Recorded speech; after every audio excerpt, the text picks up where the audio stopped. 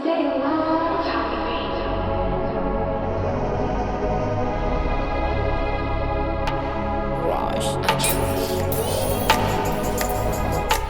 Everyone, welcome to the Stay a While table. I am your host, Tommi Vincent, and today you are in for a special treat.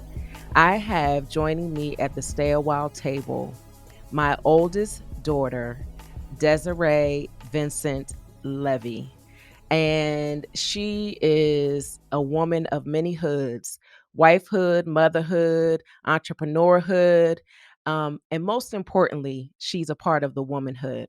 And so we're going to have a conversation today about how that intersects with all aspects of her life, because ultimately, in the center of it all, it is Desiree. And she is the woman that touches every pieces and walks in every lane that she crosses in. So we are going to have this conversation. Desiree, before we get into any questions, if you could use this opportunity in your own words to share with everyone, who is Desiree? Sure. Thank you for that introduction. Um, Desiree is a person of many facets. Um, I am a entrepreneur. I am a very proud mother. I am a very proud wife. And I am also a very proud daughter and big sister to the first little kids that I loved, my siblings, my four siblings that I have. Okay, so um, with that being said, we're going to go into an area of the conversation that you personally know how near and dear is to me. And we're going to talk about some food. And this segment is called Food is Love. And my first question for you is, what food best describes your personality and why? Okay. Um, I think I will go with an avocado.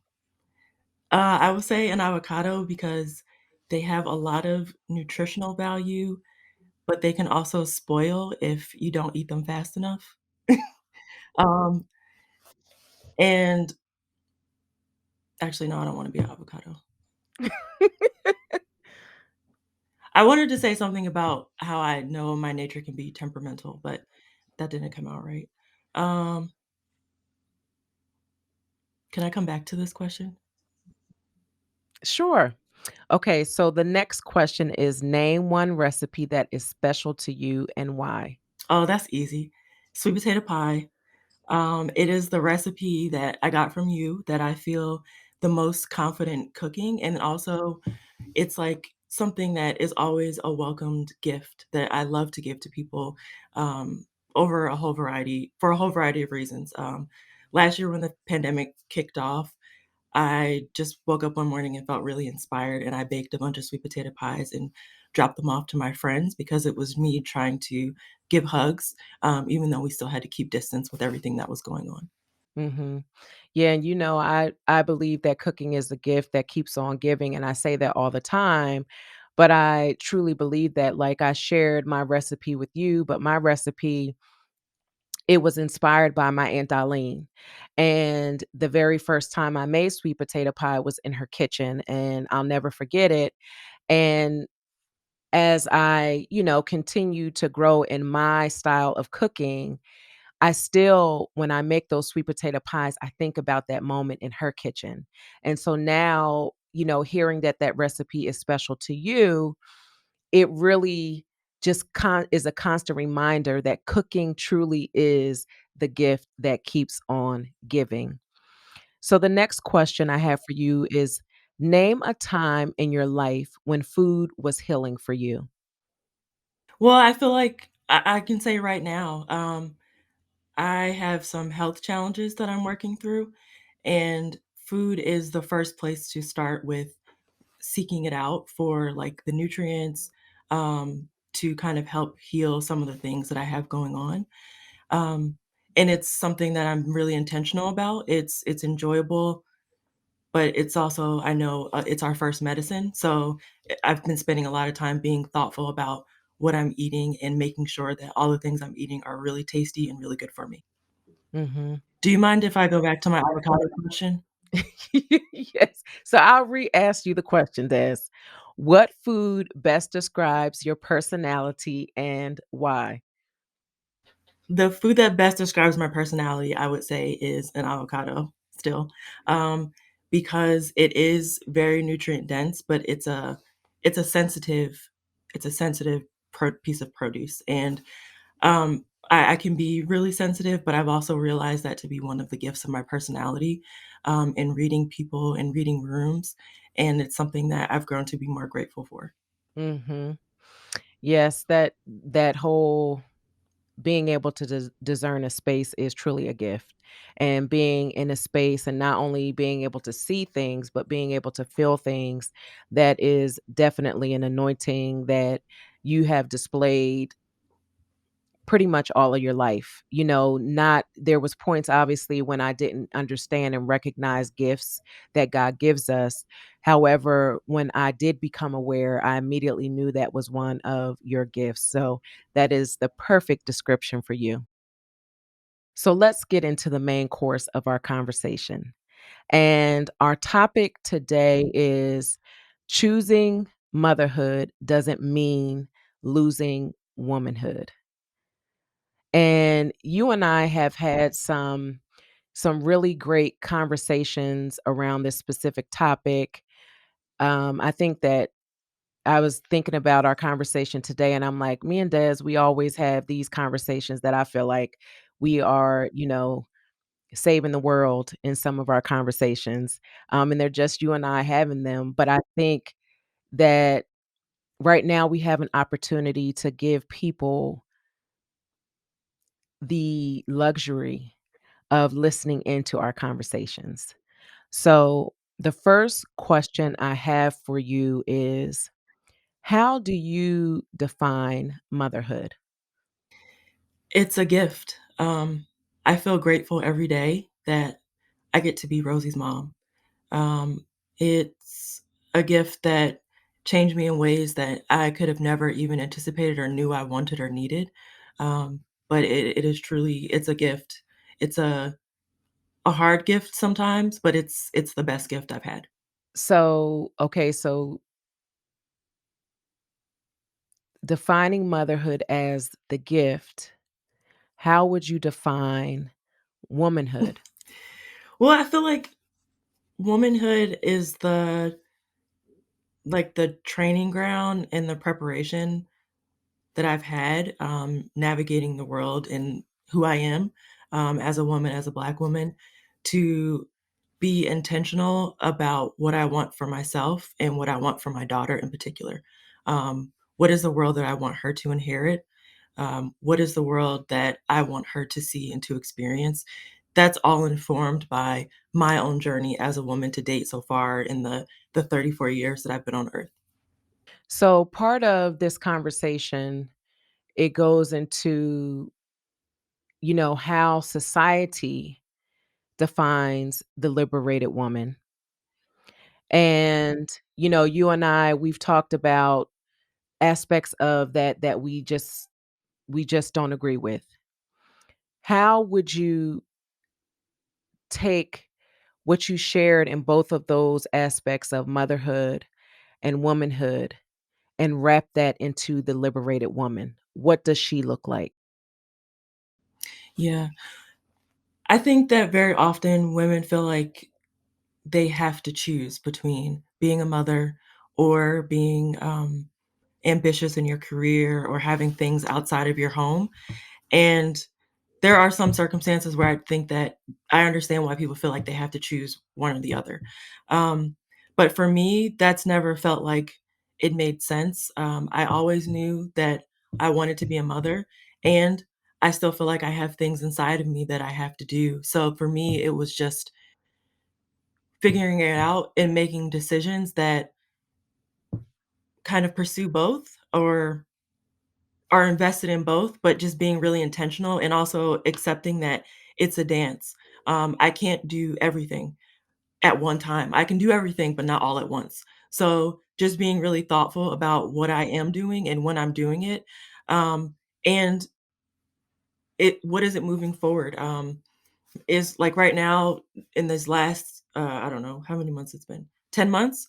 I've had to make some decisions about projects that I was involved in, about things about my lifestyle to balance what's before me without losing myself and really impacting my negative health mentally.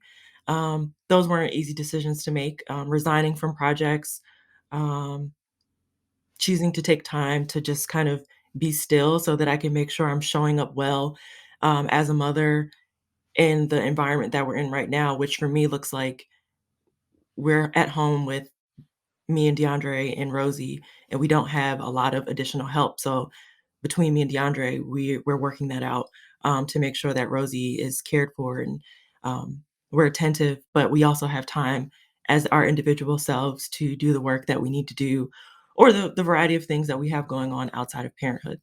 So to summarize, I would say it's really just doing the dance, but being really intentional about what the next steps are in doing that dance. What about the way that women's liberation, the way that it is told from a societal perspective, what about that challenges you? I think that people look that maybe they don't even realize it, but I think people look down on women who choose to or have to be, housewives or mothers. And to me, liberated means you have the autonomy to make the decision that is the very best for you, and very best for you because that's what you want or because that's what your life demands at the time. Um, and being a wife or being a mother, those are not small jobs. Like you're raising citizens of the world. You are creating environments that allow the people in your life to go out and be excellent in the things that they do. And I actually really hate that that's something that's looked down upon, like you're kind of just a wife or you're just a mother when that's not just a anything. Those are big jobs. Yeah, I remember when we were living in Florida and I me and your dad, we just got married, and everyone kept saying to me, "So what are you gonna do? I know you're not just gonna sit at home while he's at work." Like, and I wasn't I really first of all, I was 19, so I had no clue about what I was gonna do with my life.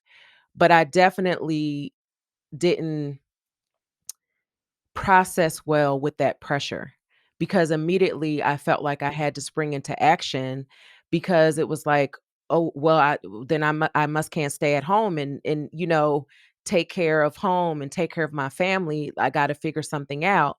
And I know for me, I don't have regrets about my life, but hindsight, I definitely would not have allowed what other people thought about me and the choices I was making as a wife and a mother dictate what my moves would be.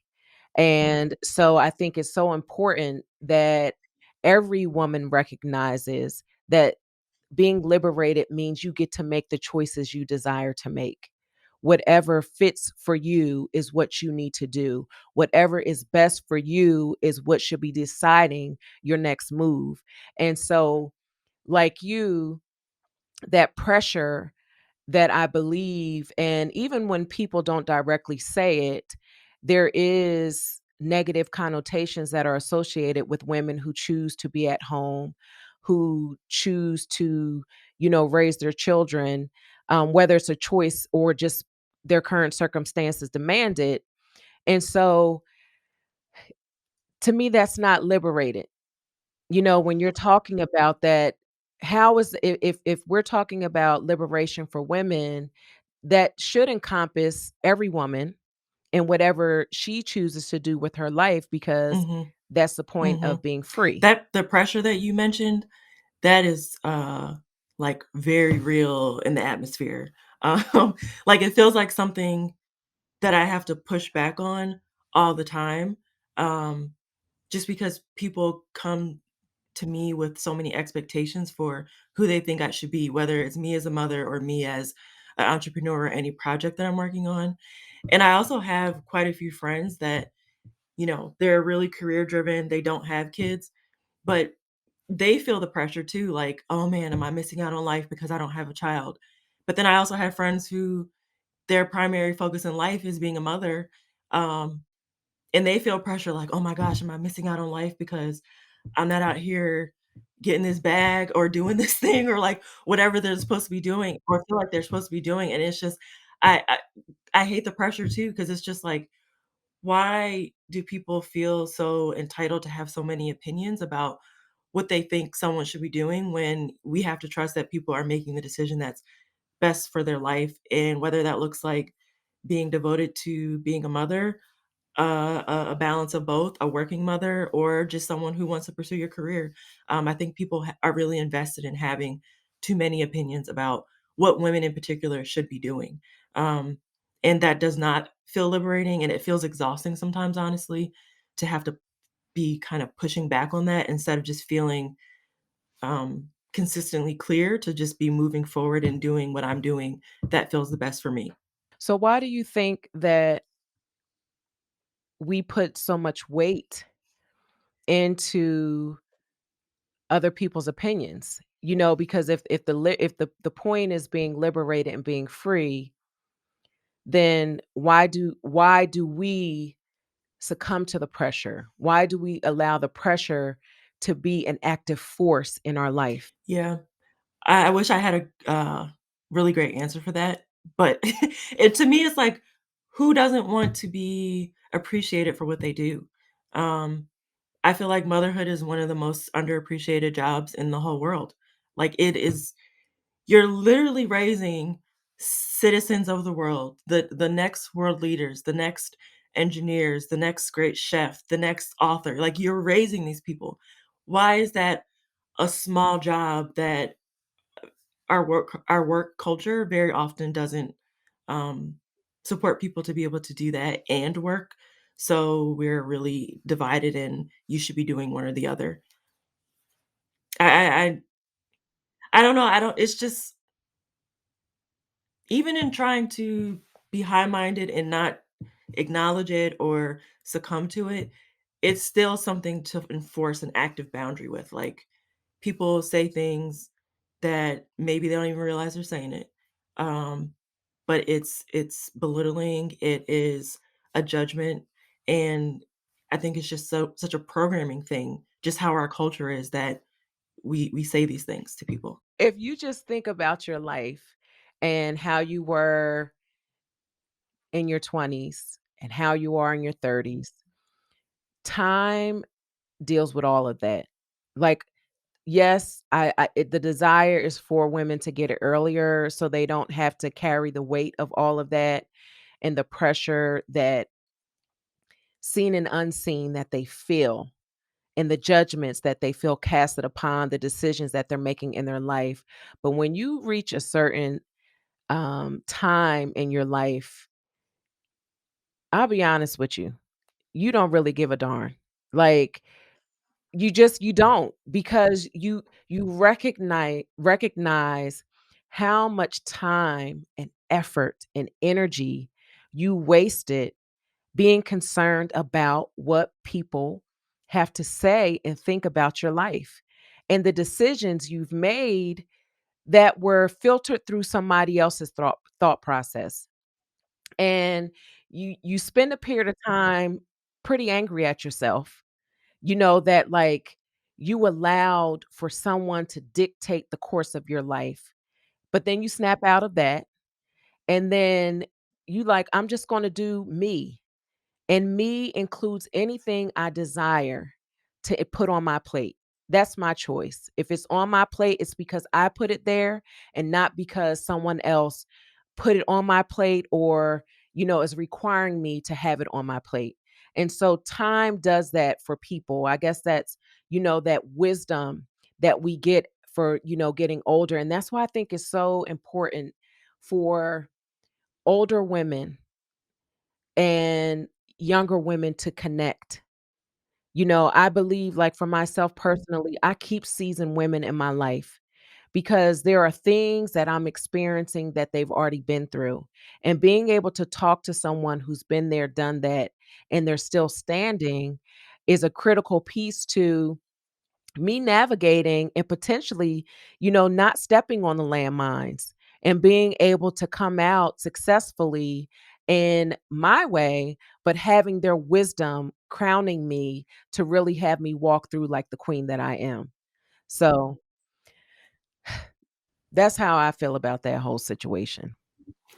Yeah. Well, as you said, I am not 40, but I am 34, and it's really amazing to me. Sometimes I feel so moved and overwhelmed when I look back on myself as a 20 something and like being able to remember like where my mind was, what I felt like I was responding to, what I felt like I had to do, what I felt like was my own pressure on myself and being where I am now and that's like crazy to me to like process life that way.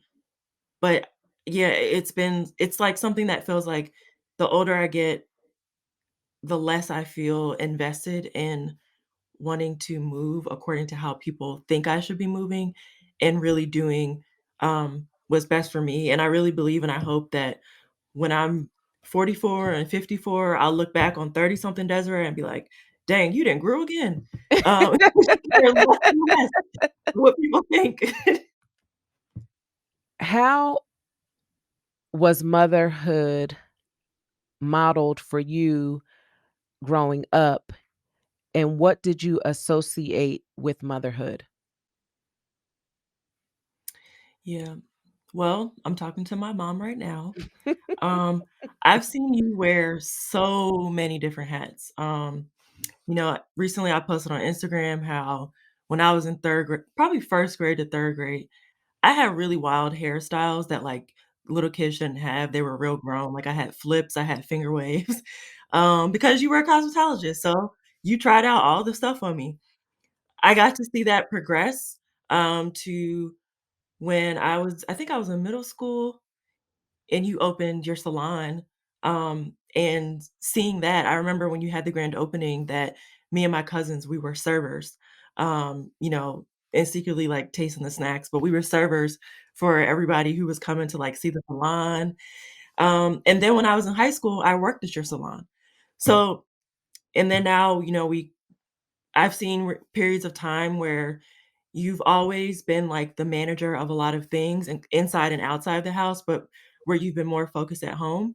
And I'm also witnessing you grow as a chef and as a podcast host and looking forward to all the things that are coming. But they that was something I reflected on recently and I was having a conversation I think with Dre about it, like how I saw my mom wear so many hats when I was growing up. And I think that it doesn't make me feel intimidated by the idea of me wearing so many hats. Um, I also saw you make a lot of sacrifices, and I didn't realize the gravity of that until I got older and became a mom myself. Just to know that like some of the decisions that you had to make to be present and to make sure that we were all healthy and well.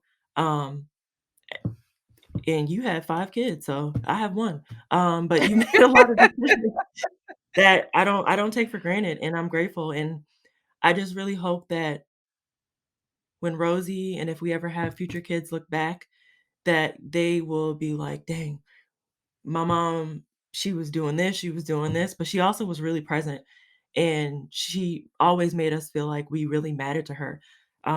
We enjoy laughing together, we enjoy talking, we enjoy hanging out with each other. Those are things that I also got from you that I just feel really grateful for. Well, that made my heart smile so big. But, when I hear you saying that and as I was growing and putting on all those different hats and you mentioned cosmetology school and I went to interior design school and, like, I did a Awesome. lot of different things. Um, but I was really searching. You know, I am a creative, and everything that I did, every school that I went to, they were truly areas that were of interest to me, and I was passionate about them. It wasn't until I reached this stage of my life after, coming out of my depression, and I was really intentional about making sure that my mind was well, that I really started digging into more purpose-filled work. And all of those things that I did during the course of my life then, they've shown up.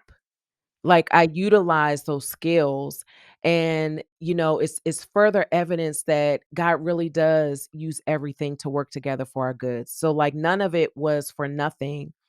And the other piece of that is I have a wonderful partner in your father, because at no point in time did he try to, like, shut me down or, like, "You doing something else?" Like, like, it was, like, whatever it was that wherever I was in my headspace at that time, he was just always extremely supportive of all of that, and it gave me the space to really to flourish and to be where I am today, and that doesn't happen when you're not in healthy relationships with someone who is walking with you and you're cultivating them and they're cultivating you. And so, who we choose to allow to have that space in our life is so critical. And it's a decision that we should not take lightly. And I'm not even just talking about, like in my case, I'm referring to my husband, but there are people who aren't married, but they still have people that are so close and interwoven in their life that they truly are a part of the trajectory of where they're going. And they can either help you to accelerate in that, or they can be hindrances in that process and they can hold you back. When you think about your relationship with DeAndre, how has you all coming into partnership added value to the woman you are today? Yeah. Well, one of the things that I've always appreciated about Dre is that he is like a fan of me. And I'm not saying that to like hype myself up, but he really like since the beginning, he's even when we were dating, he was always a fan of like me and my drive and what I was doing, curious about what I was doing and always a behind the scenes force of support. Helping me prepare for stuff, being a talk back partner, showing up in person when appropriate, for things, and moving that into parenthood. I would say that, when Rosie was first born, I kind of felt like I think I would name it like I felt like a degree of like an identity crisis because this was like a big change in my life. Like I have to keep this person alive. I love this person too much, like more than I ever have. Um, but like I also have things about me that I was just so afraid to like that they would go away or they would die or I would be like, Where's Desiree?" And so it took a little bit of time to settle that in my mind. And when I settled that, the pressure kind of felt like it wasn't as strong. And I talked this out loud one time with Dre, and he was like, "I was just waiting for you to realize that you didn't have to feel that way, like, because there are seasons in life, like, you can take the time that you need to be Desiree the mother, and when time is right, you can transition back into all the other things, but those things about yourself are not gone. They're just seasons of when you have to pay attention to different things, and even now, since we've been home over this pandemic period. And, I know things are opening up back more now, but we made a schedule with Rosie since it's just the two of us so that we both have the time that we need to tend to Desiree and tend to DeAndre, and they're both important, as well as be present with Rosie. And we more or less split that time evenly.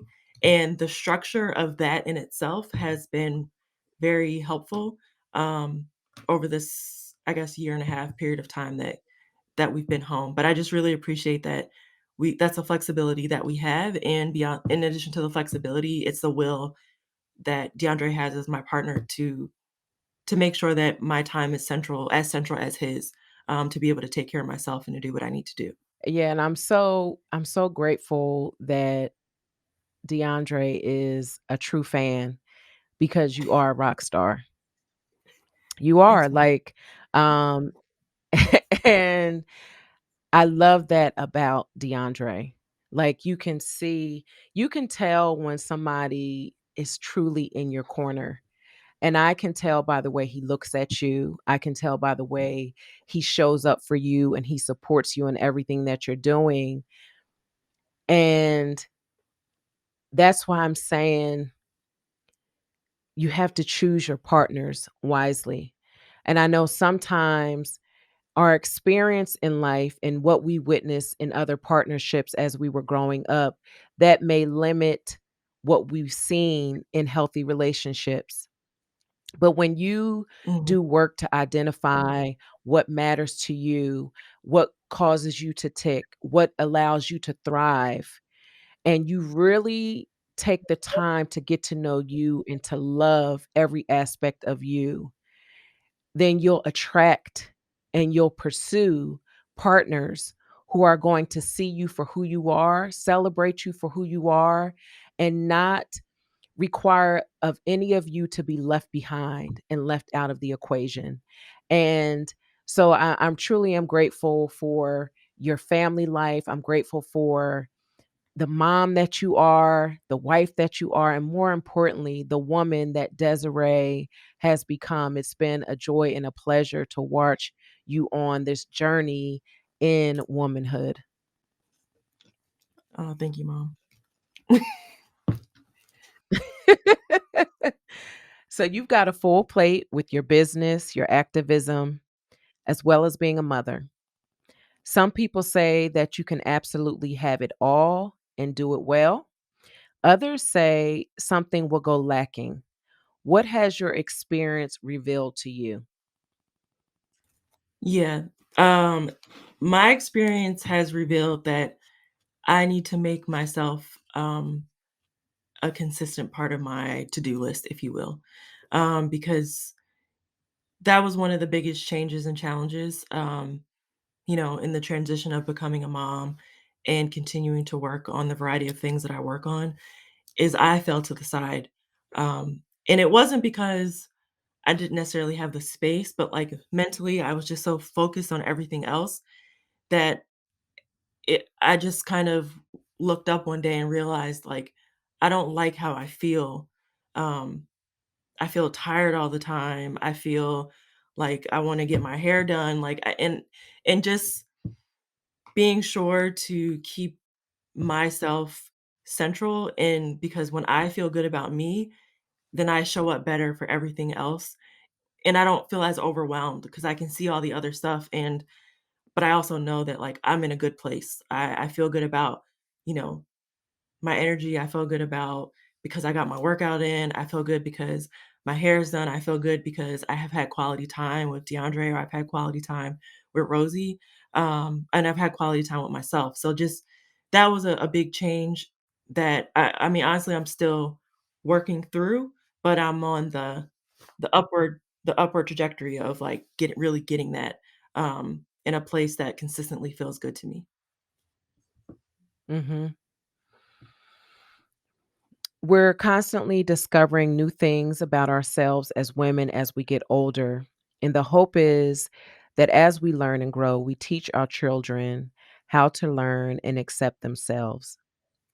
What are some surprising things you've learned about yourself as you've grown into womanhood? Hmm. Well, I mentioned earlier that I now identify my sensitivity as a gift, and that took some lessons, to appreciate it, like honoring my gut, um, and not looking at it as a negative thing. I've learned that I have the capacity to be a lot more patient than I ever thought I could be. That's, like, new with motherhood. Um, my sense of humor, whether other people enjoy it or not, it sustains me. Um, just to be able to You laugh know, at I stuff. just thought of Troy when you said that. Yeah, because if you don't laugh, then I mean, what are you doing? Just serious all the time? That's exhausting. Um, sometimes it just feels like it's just so much easier to get through stuff if you can kind of stay lighthearted about it. Like, "Man, that was crazy." But just, like, stay lighthearted about stuff. Um, and there I something this was unexpected, that there are I have more similarities in, like, my personality to people in my family than I thought that I did. Um, like you just mentioned my brother, but I find myself more and more identifying with different things, like, in you and in my dad and in my siblings than I ever have, and I think that's really interesting that I'm like, "Is it just coming out now, or is it just because I can see it now?" And it's something that always feels really, like, heartwarming, I guess, to me, just to know that, like, I can identify myself and other people in my family, and it kinda makes some things feel less lonely, even, like, when I'm alone. Mhm. People would probably say that as a family, and we talk about this all the time, that we oftentimes laugh when other people don't think things are funny, and we laugh and at the very inappropriate time and, like Yeah, and it's not to, like, make fun, it's just like, if you're in a serious situation, Troy is the worst person to be near, um, for me anyway, because I can't like, I'm like, "Dog, I can't not laugh." So, there are some situations where I just have to stay to myself, like, I can't be by Troy. Um, but even to Ron, he has this kinda, like, big grin that it just kinda pops up. He doesn't always have, like, an audible laugh, but he just pops out this big smile with his big pretty teeth, and it's stuff like that where it's just nice. It's nice to have people that just to identify with, like, we have similar experiences, and we know that if we shoot the look across the room, that we're having the same experience. So when you think about that, you said something in there, you said, that we have these similar experiences, and there are some people who are they don't feel connected to people. They don't feel connected in that way with their family, for whatever the reasoning is. How can someone connect with people even when you didn't have the experience of connecting with people growing up? Now you're an adult and you have the opportunity to engage with other people. So how can someone do that? I think that takes a lot of intention, from an individual. Like, you have to I think you have to be aware that maybe that's, a challenge for you, um, and also be willing to be intentional about cultivating the relationship. So, to me, that might look like, going to individual counseling so that you could kind of deal with some of the inside heart and head challenges that prevent you from cultivating relationships. And then on the outside, to me, it just looks like being very intentional. Like, I feel like I have some really golden friendships, but I also have been on purpose. I've tried anyway to be a really golden friend, to make sure that I'm showing up for people, to make sure that I'm hearing people, um, in the things that bring them joy and the challenges they have in life so that I can be a sounding board. When appropriate, I can give guidance, I can listen, I can pray for them, but just so that people feel like the connection to me is feeling like you have people you're walking in life with. Um, like DeAndre is very, very important to my life, but I also have some friendships that are very, very important to my life because I see them as just as valuable in that we're walking life together. Um, so it is important to spend time and show up for each other and love people out loud and love them with your actions and just being really present. Mhm. So this is my final question for you. What words of advice would you give to Desiree in her 20s? Oh my gosh.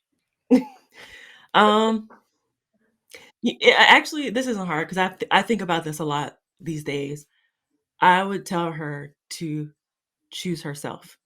I felt like 20-year-old Desiree did a lot of choosing of other people and situations that ultimately um, hurt me. That who I am now, I would never. I would even spend 30 more seconds on it. Like, choose you and do it without hesitation and unapologetically. And if people have a problem, that is theirs to deal with and carry, not yours. But do what you have to do for yourself. And that doesn't mean be selfish or thoughtless or anything like that, but it just means, for me anyway, holding yourself central. So if that means focusing harder on your schoolwork or traveling or figuring out the ways that you like to exercise and move your body or hobbies, like just focusing more in on you and the things that you enjoy and that make you unique and like really leaning into those things.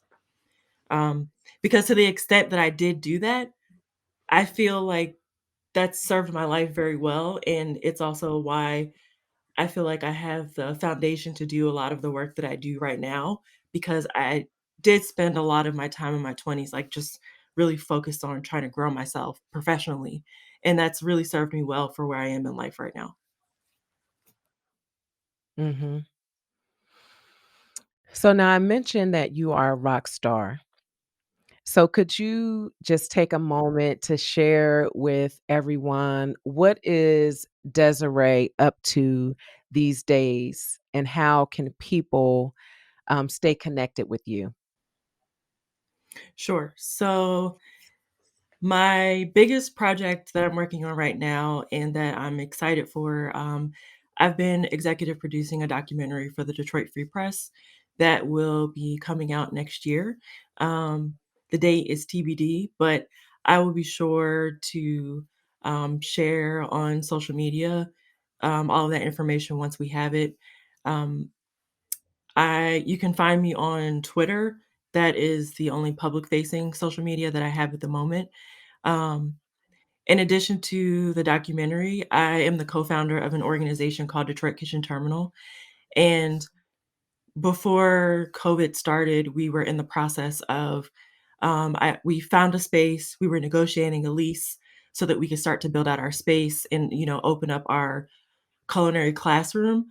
But we put all of that on pause. So the timing of that is still to be determined, but I look forward to next year also starting to move forward with that again, because I really look forward to the community that we're going to have the opportunity to create there.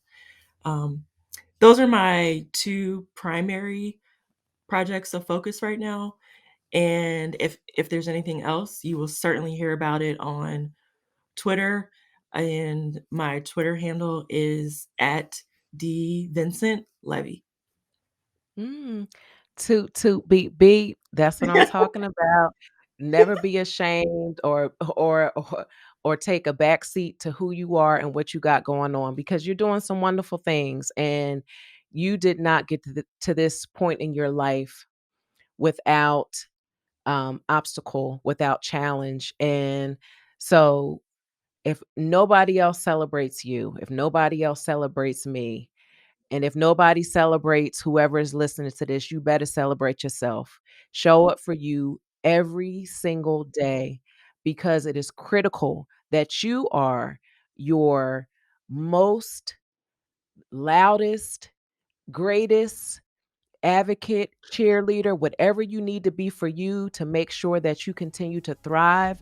It is imperative that you show up for you. Desiree, I'm so grateful that you took your seat today at the Stay a While table. I'm grateful for this conversation, and I look forward to continuing to watch you grow and become everything that I know is in you and everything that God created you to be.